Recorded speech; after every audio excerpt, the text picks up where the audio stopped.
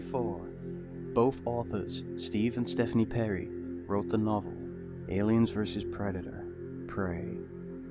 Published by Bantam Spectra and still licensed by 20th Century Fox, they took a further in-depth adventure of the already published Dark Horse comic, which was already released in June of 1990. They took the main characters from the comic book, Machiko Noguchi and the Predator leader, Deshandi, and led us into the thought process of both characters involved.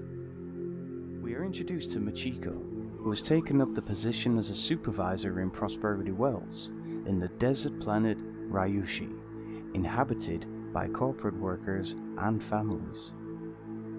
Her problems begin with the withstand of cooperation between herself and her rancher co-workers, not to mention her personal nightmares while she sleeps.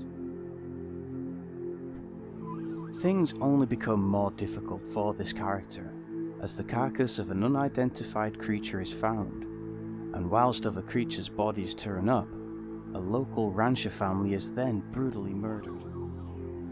Her challenges only continue in this alien game of chaos, and in her nightmares she faces between life and death. At least in this nightmare, she can even the score. Another character we have an in-depth mindset of is the warrior predator leader Deshanda, or Broken Tusk, whichever name you are most comfortable with. We read and see an in-depth mindset of what things are like on the Predator's mothership. Deshanda is leading an army of youngbloods, all raging for blood, raging for war, raging for the hunt. Also, the mothership is also filled with blooded Yaoger. They deem themselves worthy enough to take Deshanda's throne. For all of you that aren't quite aware yet, Yaoger is also the other name for the Predator. I may use this as a reference, and for some of you who may get a little bit confused over that, I apologize. Moving on. I don't want to go too much into the book, because I really do believe it is worth a read. However, you do go into the story of how the Predator leader learns about the human population, and how his first suspicions of the human creatures, he stays true to the honor of the hunt already provided. The area of Prosperity Wells is quickly being taken over by xenomorphs, firstly laid by a captured queen who is strapped in the Predator's mothership.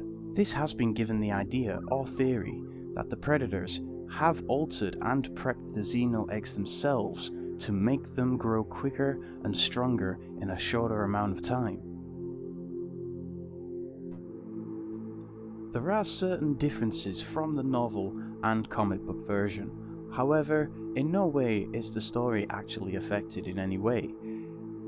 Apart from some of the main differences of the narration and the characters' thought processes, including Machiko's nightmares, but also the other clan of the Predators that arrive on the planet Ryushi.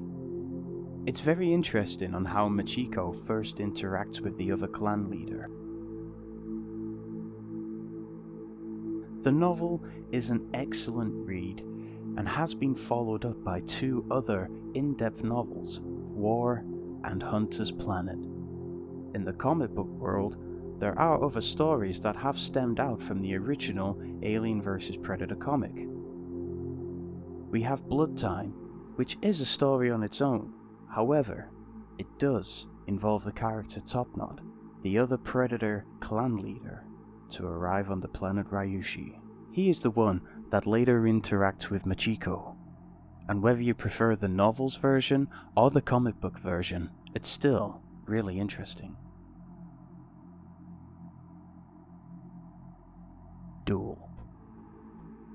The once populated desert planet known as Ryushi is no longer inhabited, but when a team of commandos recover a signal leading them to Machiko's old home, they soon realize that they are not alone.